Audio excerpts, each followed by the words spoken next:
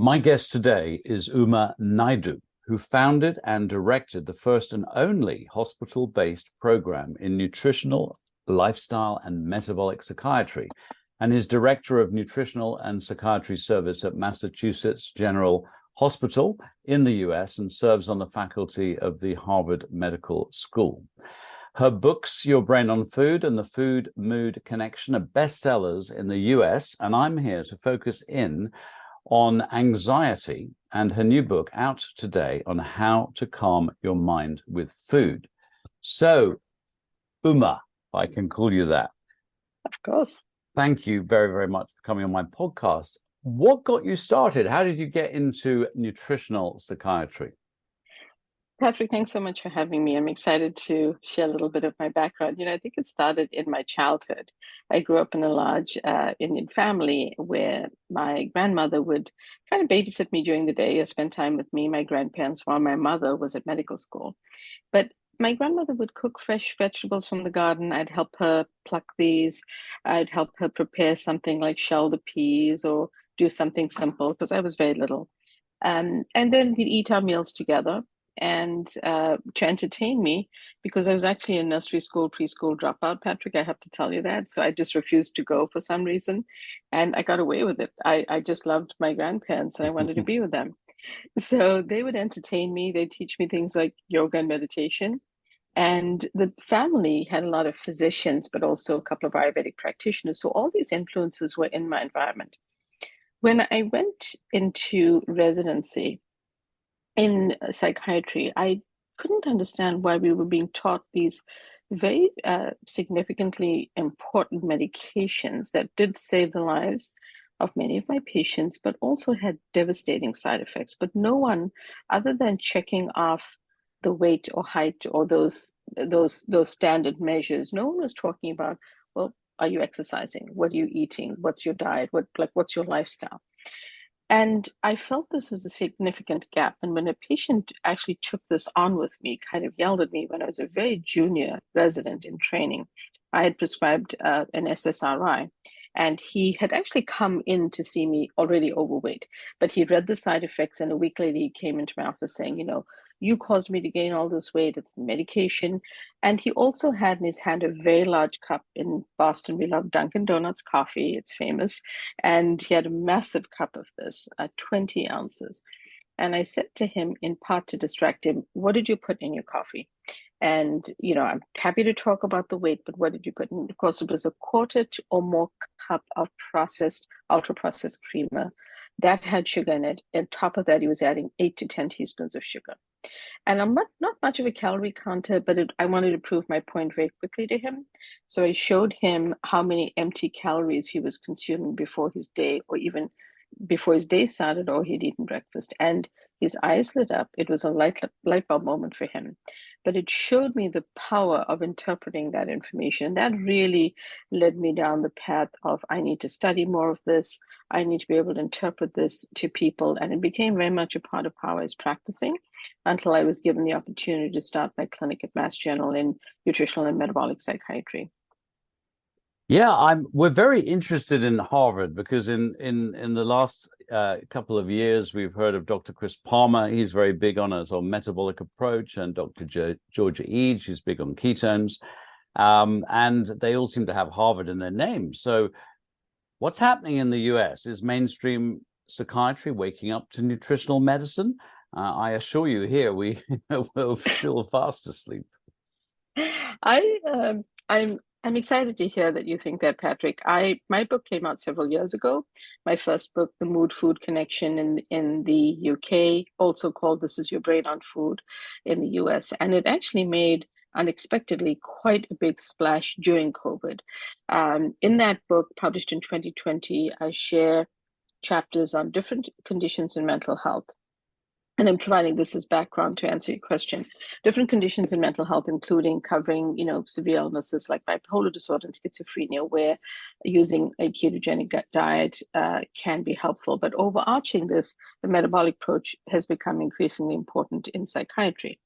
So putting it together, what if I were to take a step back, A lot of my work led to media appearances, and media appearances, one that went viral in the Wall Street Journal back in 2017, 2018, is what led to me writing a book. And the book sort of became a mission around nutrition for mental well-being. And that has spurred us to create educational programming at Mass General. So we also created the first CME-based program in nutritional psychiatry and cooking for mental health professionals through the Mass General Psychiatry Academy. All of that being said, I think there are a younger group of physicians and psychiatrists who are interested in using lifestyle approaches. And slowly but surely, we're trying to get together. I have to acknowledge the hospital that I'm at, because they've actually always supported my work.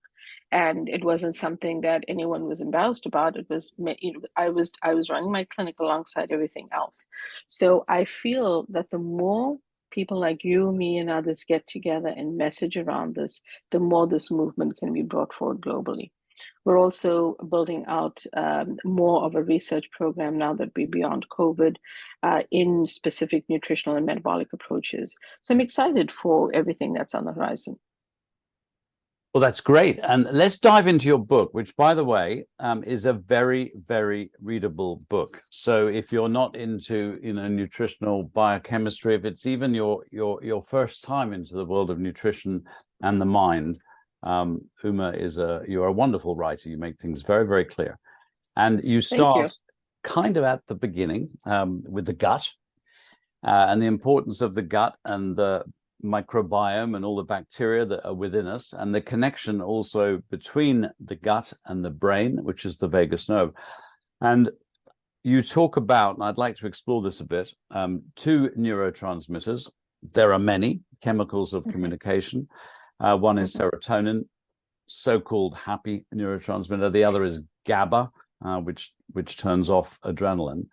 And you talk about them being made in the gut. So could you say a little bit more about that? And also, does the manufacture of these in the gut actually then affect our brain and our body? Because GABA, of course, in relation to anxiety, which we are really talking about, is a major way of switching off a stress reaction, isn't it? It is. That's a great question. So, serotonin does play a key role in our mood and emotions. 95% of the actual body's serotonin is made in the gut, most of which actually stays in the digestive tract to help the enteric nervous system regulate digestion. So only 1 to 2% of the body's serotonin is produced in the brain. When it comes to the neurotransmitter GABA, this is also another central player in modulating the anxiety response, particularly in the amygdala, the part of the brain that is a flashpoint for anxiety. And GABA is also an inhibitory neurotransmitter. And when GABA levels are low, your amygdala can be more reactive, triggering strong stress responses that, even when they're not warranted. So your brain is missing an important tool for keeping extreme moods under control, which then drive your anxiety. And GABA has been shown to be produced by certain gut bacteria, including Bifidobacterium adolensis. So a gut imbalance that leads to a shortage of that species means that you're going to be short on GABA in the gut and the brain, and therefore heighten your anxiety. Now, your question relating to how does it get to the brain and what is that relationship between gut neurotransmitters and the ones in the brain?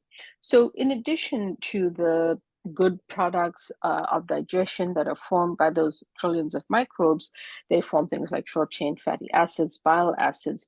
More recent research has shown that the metabolites produced by the gut microbes also include some neurotransmitters like GABA, serotonin, and others.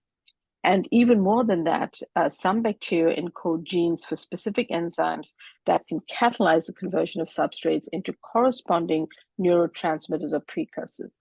So what tends to happen is that the neurotransmitters, let's take GABA and serotonin, don't penetrate the blood-brain barrier. They have to be synthesized in the brain from local pools of neurotransmitter precursors. And most of those precursor amino acids, like tyrosine and tryptophan, are derived from our diet. So they enter the blood, are transported across the blood-brain barrier, and taken up by corresponding neurotransmitter-producing cells. And these precursors are then converted into those functional neurotransmitters that we mentioned, like serotonin and GABA. So there's there's all these kind of nuances about how it happens. But I think to convey that the food we're eating is also being produced in that same area that all these other neurotransmitters are interacting with the gut microbes and going through different levels of interaction. Yeah, I was very intrigued by one paper.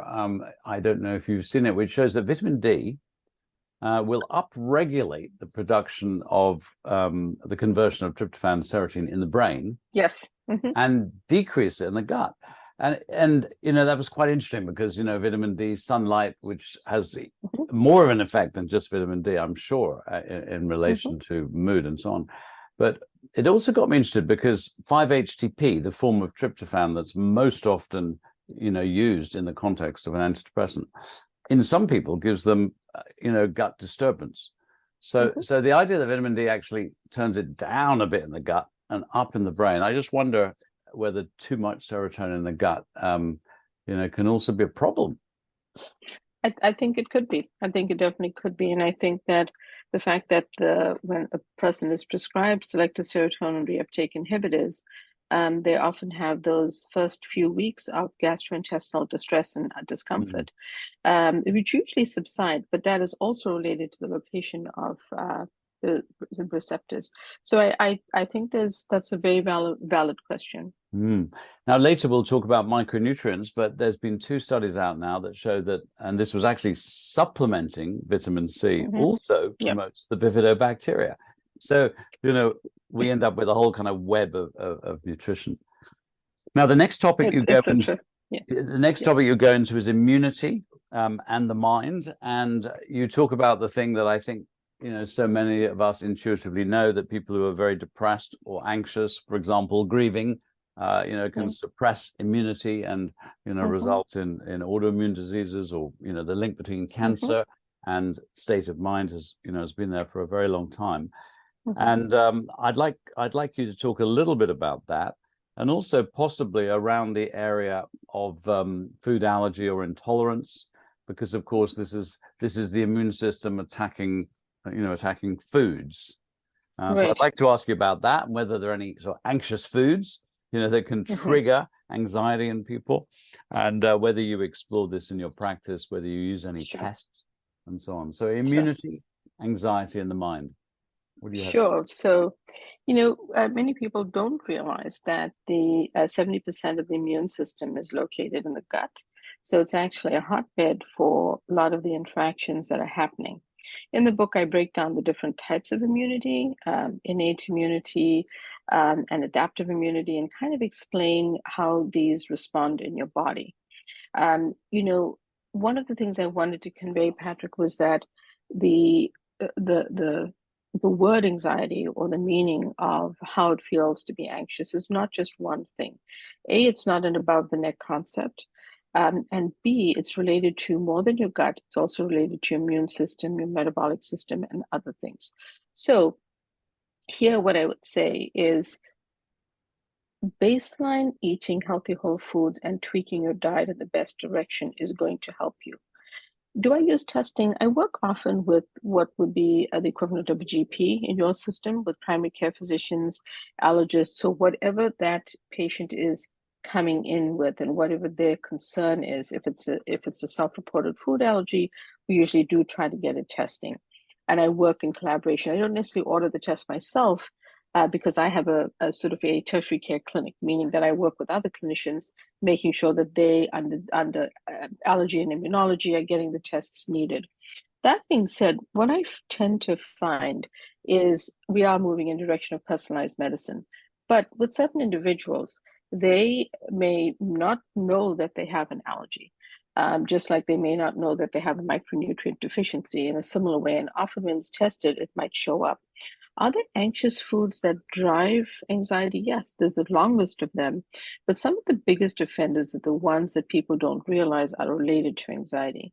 And two of those are inflammatory oils, which drive inflammation, and the other one is the added and refined sugars in food that are even in savory foods like tomato sauce, store-bought pasta sauces, salad dressings. People don't realize that they're consuming it, even though the labeling may indicate or imply it's healthier. And those really do drive anxiety in a very insidious and ongoing way. So I think that those come up as the biggest offenders. Yeah, I had a patient back in 1981, Elizabeth. She was schizophrenic, diagnosed at the age of 15 or 16, and I first met her when she was 22 or 23. And it turned out that she didn't know, but she was extremely gluten sensitive. Eliminated gluten, and her schizophrenia went. And some years later, I followed her up about 3 years later and said, "How have you been?" And she's, by then, by the way, she'd actually gone back to school, got a degree, and had a high-powered job and a family, and was highly functional. And she said, "Well, I've been fine, but I went crazy for 3 days earlier this year." And I said, "What happened?" And she said, "Well, I went to a party, had a salad, and it turned out the salad dressing had starch in it. Starch is gluten, wheat, and that was enough just to trigger." So it is extraordinary that in some people, a food can just, bring on extreme, anxiety. And I wanted to ask you, you may bounce off that, but in your book, you describe a panic attack, which is a very real thing for a lot of people. Yes. How do you turn off a panic attack?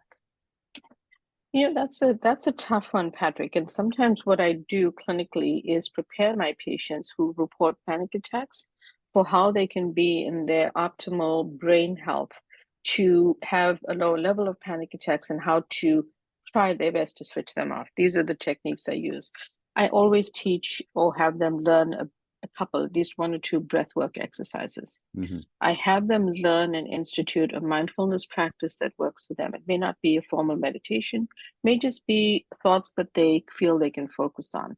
For some people, it's listening to sounds of the ocean or thinking of an image of nature, whatever that might be. I also really encourage ongoing good hydration during the day, always having a sustainable water bottle they're sipping on, because dehydration can precipitate both anxiety and as well as panic. So I sort of have them try to be set up for success, also making sure that they don't drop their blood sugar, meaning that they're not hypoglycemic for whatever reason. Becomes important. Managing if they drink alcohol, how and when they drink alcohol, if they drink coffee, how and when they drink coffee, all become important. So if they, happen to have a panic attack, I want them to try that breathwork exercise. I want them to consider doing 20 minutes on a treadmill, because with some people, just engaging in a different form of exercise, listening to their music, getting on that treadmill, whichever machine that they like to use, for 10 to 15 minutes can actually break through that angst that they're feeling. And once the endorphins kick in, they actually have a more uplifting feeling, and they almost will describe things like burning off that anxiety. And is there a simple way to describe the breath exercise? Is there something that somebody can do that is easy to understand? Sure. So there's several different ones. I probably will watch describing it, but it's easily available if you can find a demo of this on YouTube. It's the alternate nostril breathing is one of the simplest ways. And research has shown, published in 2020, that the power of pranayama yoga or breathwork yoga. And what it showed was actually looking at cardiac disease, but it showed that it improved depression and anxiety in these patients. So it is a powerful tool. I would suggest trying alternate nostril breathing as a way to get started. I don't know if you know about the dive reflex, but and it's interesting you mentioned the ocean, because I had one lady had terrible panic attacks. And what stopped her panic attacks is to take a big gulp of air and then put her head underwater in a basin of cold water and just hold her breath, not trying to break any world records, but actually that switched off her panic attacks. It's fantastic. Interesting. Yeah. I think that all of these ways, and people do things like how do they what can they do, like a cold plunge that can tweak the vagus nerve or other Mhm. things. So I think that all of those, sometimes it's an exploration with an individual of what they Mhm. want to try to almost get out of that panic state and, Mhm. what would work for them. You talk about leptin. Leptin is a hormone, and if you have elevated levels, it reduces your appetite. If you have low levels, it makes you eat. You talk about leptin, the difference between men and women, and also leptin resistance. So could you explain that a little bit in the context of anxiety as well? Sure. So, leptin is the hormone and is a satiety hormone in our body. And what it's basically doing is telling us when to stop eating in simplest of terms. It's basically reminding us, hey, Patrick, you've had your dinner and it's time to move on to the next activity or to the or to some maybe a meditation or something else that you might be doing after dinner. So what could actually happen with leptin is that if we're eating kind of eating poorly, not eating the healthiest diet, mostly fast foods and kind of ultra processed foods, which have definitely been shown to be problematic.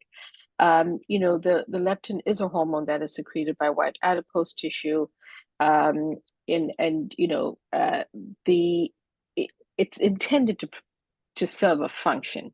But when we are not eating to help the function of this hormone, it starts to malfunction, so to speak. And what happens is it doesn't remind us to stop eating.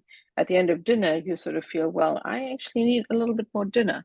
And this starts to become a pattern. And that's when leptin resistance can develop.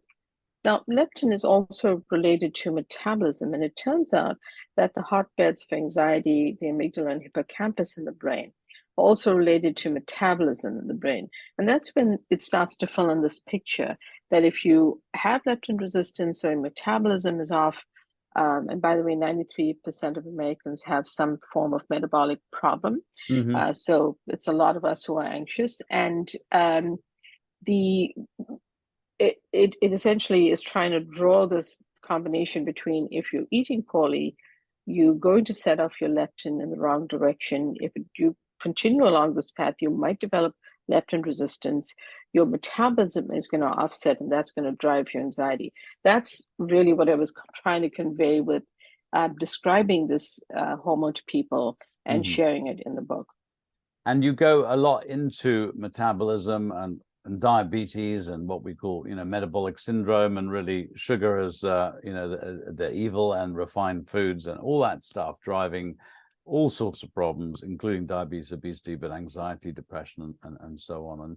And my listeners are very aware of that in our sort of Mm-hmm. low glycemic Yes. load type thinking. Mm-hmm. And I've always called tomato ketchup, it's just tomato flavored sugar, the idea that you're adding a lump of sugar into your savory It's meal true. is not a good thing. My It's father true. was a dentist, the oldest dental practice in the UK. It's dentists. Wow. I'm the first male Holford not to be a dentist. So we were not allowed tomato ketchup. I think could have one Coca-Cola a month or something like that. Yeah, And yeah. as Because a he knew better. Yeah. knew better. Yeah. Consequence, we have good teeth. But sugar, all that is terribly important. But I want to ask about omega-3 because one of my last guests, the wonderful Professor Michael Crawford, he said 7-month-old babies need to be weaned onto salmon. Get them used Mm. to eating fish. Mm-hmm. It's absolutely vital.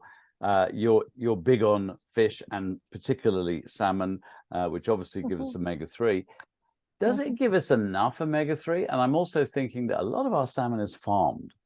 Mm-hmm. Do you get, is there much difference in the farmed salmon, omega-3, and wild salmon? And do we Well, so really get enough yeah, for optimal, health? I personally think that those of us who consume salmon, should be eating it maybe a few times a week. Mm, Wild salmon is generally better just because of the farming practices, but not everyone has access, and it can be very expensive. But to answer the question, I do believe that omega-3s can be both eaten and supplemented because they mm, have been shown to be powerful nutrients for the brain specifically, but also help with inflammation. And inflammation is an underlying driving factor for even mental health conditions now, like anxiety and depression. My suggestion is always to supplement if needed, but also eat a few servings of fish a week. When people are not eating fish or for some reason don't consume it, if they have a very strong feeling about not taking a supplement, then we have to switch to an algal oil supplement. Again, Patrick, I'm not sure that we're getting enough of it, but what I can say is we should be eating it consistently to build up those levels and really tweak our diet from the ultra processed foods to more whole foods. And over time, what I notice with my patients is that they're starting to feel better, and it has to be one of the effects is that they're consuming more omega-3 fatty acids. And many people just don't know how to cook fish. Things True. like mackerel and sardines and anchovies and so on. Have you got some good recipes in your book that help people get into making delicious fish dishes? I actually have recipes that are flexible, so they can be replaced with any protein of your choice. And in my first book, The Food Mood Connection, I have a couple of sardine snacks that actually, whether it's a sardine or maybe it's your pickled herring or one of the others, you can use it interchangeably. Because I agree, people often don't know how to cook them, but remember, they also come as a canned version, and those canned versions can be very nutrient dense for omega-3s. So finding a way to even make them into a quick, like people have made, they talk about tuna salad that has a lot of store-bought mayonnaise in it. I'm not talking about that version, but taking, the canned fish of some kind and making it into a fresh salad or adding it as a side to something else you're eating is actually a quick and easy way to do it. Yeah, I mean, your recipes are really lovely. A friend of mine introduced me to a sardine pate, which is terribly easy to make and really delicious. And I've served it to many people who won't eat, sardines or those fish, and it's so easy to make. But I love your recipes. They're very straightforward. They're very simple. Thank you. And people need to learn to cook. And I think also your, background from, the Indian culture, but you grew up in South Africa. You know how to use spices and herbs, and they're also really, really good for us. Just a very small point. You mentioned, basically we're all no sugar, and you're very big on eating foods without added sugar. You mentioned erythritol, it's a sugar alcohol. Yeah. You did mention xylitol, which is xylose, a major sugar in berries. So is xylitol, if you have to have something with a little bit of something in it, is that as good as erythritol? What's the story there? Yeah. I think that I know less. I've done less research with xylitol because the reason that erythritol appealed to me is that so far, it hasn't had an impact on insulin resistance and metabolic effects, and that's why I tend to go with that. Also, some newer sugar substitutes like allulose that have some promising data. So I think there are options for people, but I think whether it's xylitol, erythritol, allulose, stevia, whichever one you choose, just have it in moderation. What I'm not necessarily on board with, Patrick, is the sugar substitutes now make large bags of baking substitutes. So if someone's baking, they think, well, let me put a whole bunch of stevia into my recipe instead of sugar. And I think that is consuming way too much of the. I feel like the newer artificial sweeteners or non-nutritive sweeteners, as they're called, in moderation is okay. But remember that they can be disruptive to the gut. They can drive anxiety, even stevia, and that's been shown in research. So try to be careful of how much you use and when you use it.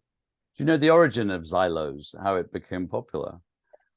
No, but I'm excited to hear from you. Well, World War II, the Finnish people were effectively under siege, and they took to the forests. And in order to survive, they ate a lot of silver birch sap. And silver birch sap is incredibly rich in xylose. And they noticed something, which was their teeth were very, very healthy. I mean, normally in a condition of sort of semi-starvation, you get teeth problems, but they didn't. And what they found was that the xylose, which when crystallizes xylitol, it stops bacteria sticking to teeth. So in Finland, every child is given on arrival at school a xylitol sweet to prevent dental cavities. And as you say, so I think that was quite intriguing. And as you say, a friend of mine sends her daughter to school, and she has one xylitol sweet to protect her teeth. Her rather underlean friend went and nicked the bag of xylitol sweets, ate the whole lot, probably leptin resistant, and consequently got the shits. Oh Which my was goodness. terribly embarrassing because too much of these, affects the gut. They expect it, exactly. Is that so? It's got a kind of cutoff switch, so she'll probably never be doing that again. Oh my God. Now, gluten. That's quite something. It is. You talk about gluten, and what I like about your book, it's not like one thing that gluten is the devil and all the rest of it, but you do at least raise that. And what have you, in your practice, have you found some people who are very sensitive to gluten and it's definitely driven their depression or anxiety or anything? Yes. And included even in my first book, we discuss gluten in relation to anxiety, because often this is where I might do a short elimination of gluten.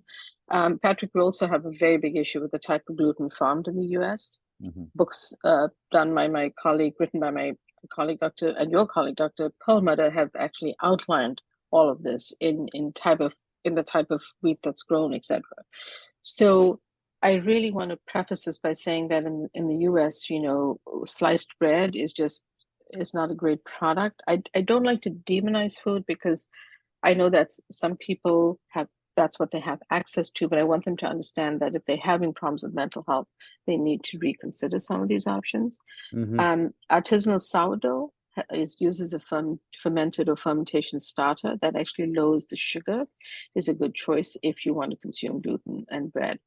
But the way that it's consumed in the US is often in pasta and just bread, and often is problematic and can drive symptoms of anxiety. So tweaking the person's diet, helping them make healthier choices, and if the anxiety is still not remitting, and this has happened more than once, having an elimination of, say, 2 weeks of those products and seeing if that improves. Becomes very powerful and helpful to them. So yes, it can be a problem, but as with any other food, I try to make it accessible. I try to make the information accessible to people, because if you're dealing with severely mentally ill individuals who, say, are living in residential treatment programs funded by the state, they don't have a choice over the foods that they're getting. They're getting sliced bread. So you talk a lot about inflammation and neuroinflammation and the foods that will generate that state of inflammation. It's linked to mental health. And years ago, I was introduced to a farmer in Montana, had 8,000 acres, and had been given some ancient seeds. It was Khorasan. It's marketed as kamut. And to date, he's run, I think, 26 studies. And what's quite extraordinary is that the modern wheat increases inflammation quite dramatically. Yes. But this ancient wheat, which is actually genetically simpler as well, does the opposite. It reduces inflammation. So I think we tend to get very polarized and say gluten, all wheat is bad, all gluten is bad, and so on. But there are obviously nuances there, and it may not be just gluten, but what we've actually done to food. What we've done to food and how we farmed, say, wheat has impacted that. But also, Americans tend to think, certainly, I don't know what it's like in the UK. If we mention gluten, people think bread. But there are other grains. We should be eating. Quinoa is gluten-free. Barley is seldom eaten. Things that we can, and ancient grains like kamut, things like millet. Now, I'm separating this out from the glycemic effects of it, but eating these in moderation actually bring important nutrients like fiber to the gut microbiome. So I think balancing that up and not just taking out an entire food group becomes important, but changing the amount on your plate becomes important. And of course, quinoa is very low glycemic index. Millet might be a little bit higher. And high protein. Yeah, exactly. So I love quinoa. It's my sort of go-to grain. And of course, it doesn't take so long to cook. And unfortunately, these days, I love brown rice as well. But, 40 minutes later in quinoa, it's about 12 or something, isn't it? It's faster. And actually, because there's been so much of information coming out about oatmeal, and what oatmeal is marketed in the US as a healthy breakfast, and it's been shown to, be problematic on CGMs, etc. I created a recipe in Calm Your Mind with Food for actually making a homemade porridge from quinoa. So it's actually it's really tasty, and it's a good alternative that you can make from scratch and just eat at home. The next section in your book is all on micronutrients. I've got very, very interested in B vitamins, largely because I've been able to study with the genius Professor David Smith, emeritus professor of pharmacology at Oxford. And I was reading his recent paper that homocysteine, which is a measure that relates very much to B6, B12, and folate, is now linked to over 100 diseases, including dementia. I'm looking at a list now: Alzheimer's, Parkinson's disease, depression, bipolar, schizophrenia. So really a lot of mental health problems, but not anxiety, actually. There's not enough evidence in relation to anxiety. Do you measure things like homocysteine? And what's the role of B vitamins in relation to anxiety? So B vitamins, super important. No, I don't measure homocysteine, Patrick, but I'm really rethinking the tools we should be using given our conversations. But B12, super important. B9, super important. B1, super important. But honestly, it would be hard for me to choose one B vitamin over another. I want people to either supplement or be eating these in their food. In terms of measures, I'm cautious with things that I'm sure your audience knows. If you're plant-based, fully plant-based, you may want to talk to your doctor about supplementing vitamin B12. People often ignore vitamin B9, folate, but research from decades ago shown that low folate is associated with a low mood. So these become really important for us to be eating, whether it's your green salads, the greener the better, the more types of greens the better for biodiversity to your gut becomes important. Can you tell me how you advise checking homocysteine and how you use it? Because I feel like you're an expert in that area. One of the things you're an expert in. Yeah, well, no, I think homocysteine is so critical because we all know that folate, we don't really call it B9 here, but that's what B9 is. Folate, folic acid in pregnancy, got to have it. Why? Because it is methylation is a process happening 1 billion reactions every 2 seconds. Methylation turns genes on or off, so you can get genetic damage. That's what neural tube defects ultimately all about.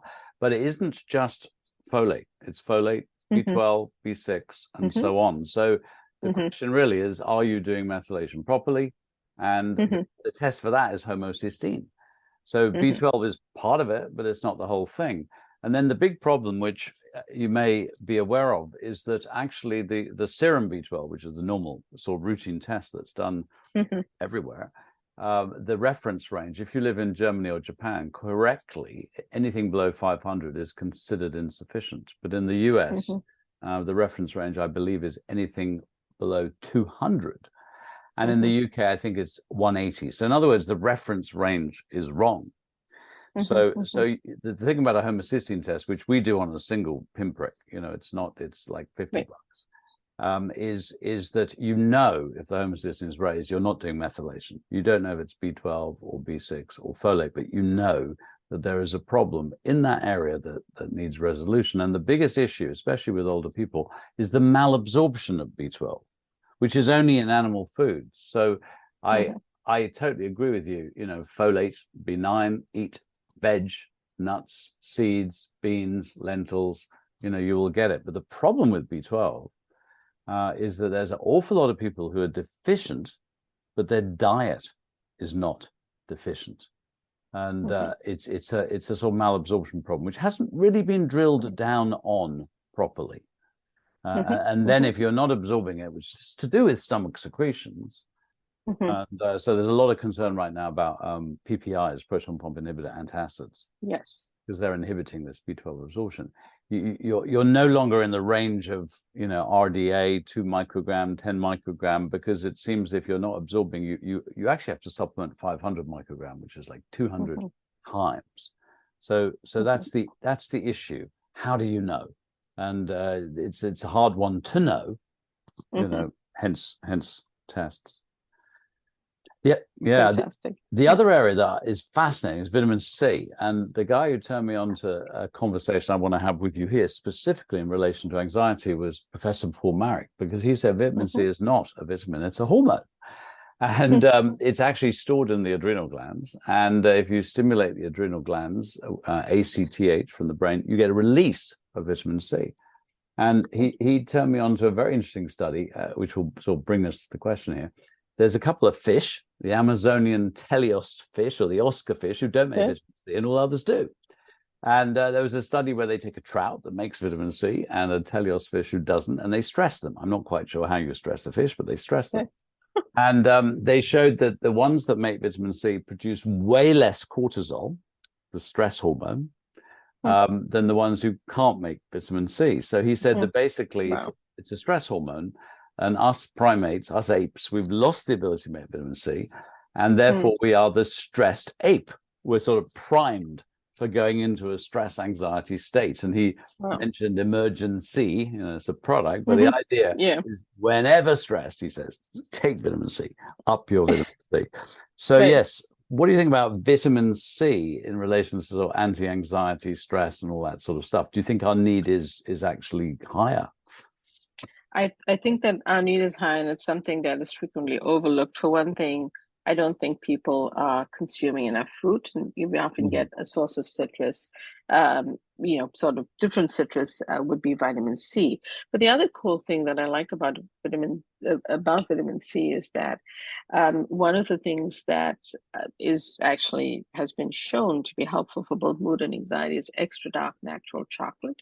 It's rich in magnesium, serotonin, it has fiber because of how it's made from the cacao beans, but it's also the largest plant-based source of iron. And it turns out a very large percentage of women and children in the world are iron deficient. And when iron deficient, that drives anxiety. But the cool thing about vitamin C is that it helps the absorption of the plant-based iron.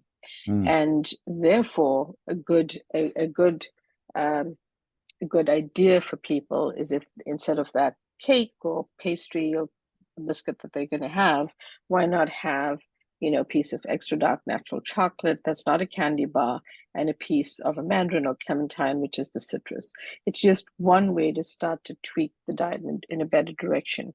So I think that vitamin C is extremely important also for immunity. It helps anxiety, and it helps absorption of other nutrients. So just one that we should be paying attention to. Well, I'm glad you mentioned both chocolate or cacao and also magnesium, because I'm actually sitting here with my afternoon sneaky treat. And what I've got is a lump of sort of ceremonial cacao that comes from Peru, which I put in a little bit of plant milk with a lot of cinnamon and a lot of nutmeg and also a little sprinkle of chili. So I basically had a hot chocolate, no sugar, lots of cacao, and all these spices, and it's quite nice. And I'd like to ask you about spices and herbs. Do you use them a lot in the cooking? Do you think they're really important and they can help to spice up our life and improve our resistance to stress and anxiety and all that kind of thing? So from the scientific side, yes, they are rich in antioxidant and anti-inflammatory properties. Things that we cook with in our kitchen are something that are overlooked in terms of helping our brain health and calming our mind. I do use spices all the time. I grew up understanding and using them, and they flavor food. And often people think that healthier options for food can't be delicious, and this is where spices can completely change the game. Some of my favorites are capsaicin from chili peppers, turmeric with a pinch of black pepper. Turmeric, the curcumin in turmeric can be activated either by cooking it in a healthy fat or with the addition of piperine from black pepper, which really activates the curcumin and makes it much more bioavailable. So one of the easy kitchen hacks I have is my bottle of turmeric. I always grind a few rounds of black pepper into it, shake it up so it's always combined, and I can use it when I'm cooking. It saves me a step. Um, I think that it's the underexplored, part of our kitchen that we can lean into to really help our brain health, and use a little bit every day. Use it in use different spices in different meals, and incorporate herbs. These are very powerful. Things like mint, a mint tea can be very uplifting and calm you, but also just create a little bit more focus in how you're feeling. A bit of green tea is rich in EGCG and L-theanine, often a much better option than the buzzy, very sugared coffee drink you might be looking for at 3 o'clock in the afternoon. But green tea will give you a little bit of a lift and help with focus and energy as well. We always hear a lot about curcumin, but what about cumin itself? Yes, yep. One of my favorite spices, comes in a seed form, can be used in tempering different foods like a dal or lentil soup, and cumin ground powder. It's an entirely different spice from curcumin, which is the active ingredient in turmeric. It's definitely some anti-inflammatory and antioxidant properties. And it's a tiny seed, so you don't use a lot of it in, say, a curry or even a stir fry. But it's valuable having these and adding these to your repertoire flavors. You have a lovely chapter on bioactives, and I wanted to ask you, I like the section on ashwagandha. Are there some sort of herbal remedies as such, some bioactives that you do recommend to people who are experiencing anxiety? Are there some that have worked better than others? Yeah. So ashwagandha surprisingly has been used in Ayurvedic culture for a very long time, but more recently there's been a good amount of evidence for anxiety. So it's a very bitter herb, so I think that using a supplement is just easier for people, and I feel that it's one can consider. Saffron, another great supplement. Now, saffron is great to cook with, expensive spice, but delicious, but we don't cook with much of it. The research studies have shown that supplemental saffron with much higher doses helps mood and anxiety. So there's another good one you can lean into. The other one that many Americans are deficient in is actually magnesium. Mm-hmm. So having your blood test checked with your doctor, doing an electrolyte panel. There's obviously your doctor needs to know how to interpret the magnesium level, and then looking to either eat foods rich in magnesium or consider supplement become important, especially for anxiety. And how much magnesium, would you generally recommend a supplement if somebody, has anxiety? I'm also going to ask you about, the dose for ashwagandha, because, there's a lot of different guidance out there. Sure. So, some of the things we suggest for magnesium, between 400 and 600 milligrams a day has worked, but it has to be almost a trial basis. It depends on the supplement you're using. Working with your doctor, magnesium in high dose can be problematic. It can cause diarrhea, the runs. There can be a lot of stuff that goes wrong. And ashwagandha, approximately 500 milligrams a day. These do vary depending on the actual supplement you're taking. Have the conversation with your practitioner, the clinician you're working with, and make sure that you have some guidance. These are not things we should just be deciding on our own either. So no, that's definitely good. worth considering. Yeah. Now, we had an extraordinary podcast from Professor John Reed, who's done incredible work here in relation to antidepressants.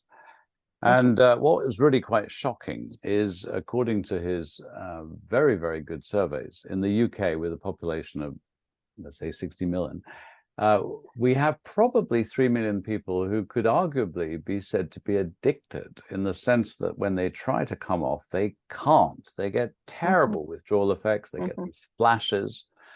And there's I would like to say a big movement, but there's a movement here to really address this whole issue of how to get people off antidepressants, and probably not just encourage them to get on in the first place, but use these nutritional approaches as first line, not like an afterthought.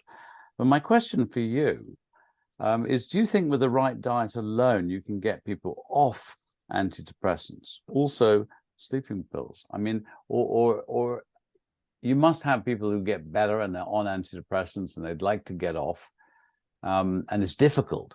So how do you help people get to the point where they can be happy without antidepressants?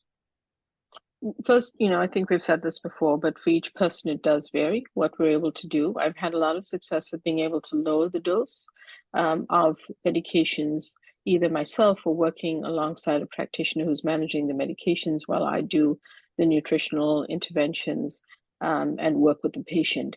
Sometimes we're able to lower the dose to a much so almost a maintenance dose that they use, but really have been leaning into nutritional interventions and lifestyle choices that are improving their mood or calming their anxiety. Going back to the patient I mentioned right at the beginning, we didn't need to raise the dose of his Prozac because he wanted to lose weight. We worked on a very solid nutritional plan to help him and to incorporate healthier foods. There are individuals in my practice who come to me who are otherwise functioning in the world, Patrick, and they not so severely depressed they can't get out of bed, or not so severely anxious that they cannot get onto a Zoom meeting, but they know something is wrong. They're not feeling good.